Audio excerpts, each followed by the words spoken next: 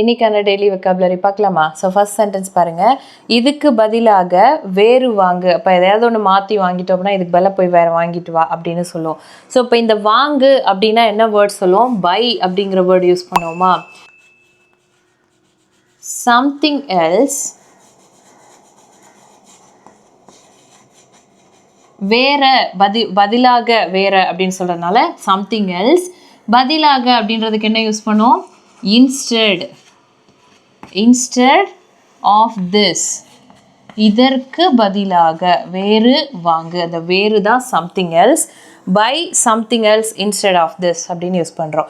அடுத்து எனக்கு இன்னும் ஏதாவது வேணும். இப்போ எனக்கு இன்னும் ஏதாவது வேணும், வேறு ஏதாவது கொடுங்க அப்படின்னு சொல்கிறோம் இல்லையா? ஸோ அந்த மாதிரி. ஸோ இப்போ ஐ வாண்ட், எனக்கு வேண்டும் அப்படின்னாவே ஐ வாண்ட் சொல்லுவோம். ஐ வாண்ட் சம்திங் மோர், இன்னும் ஏதாவது, அதனால் something more. I want something more. அடுத்து வேறு எங்கேயோ வைத்து விட்டேன், அதாவது நான் சாவியை வேற எங்கேயோ வச்சுட்டேன் தெரியல அப்படின்னு சொல்கிறோம் இல்லையா? ஸோ அப்போ அதை எப்படி சொல்லலாம்? வைத்து விட்டேன், இது பாஸ்ட். அப்போது ஐ கெப்ட் இட் வேறு எங்கேயோ. வைத்து விட்டேன்னா ஐ கெப்ட் இட் வேறு எங்கேயோ. somewhere else. I kept it somewhere else. வேறு எங்கேயோ வச்சுட்டேன்.